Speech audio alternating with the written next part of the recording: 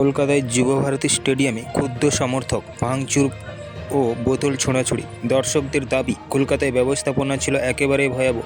মানুষ লিওনেল মেসিকে দেখার জন্য বিপুল অঙ্কের টিকিট কেটেছিল, কিন্তু তাকে ঠিকমতো দেখার সুযোগ পায়নি।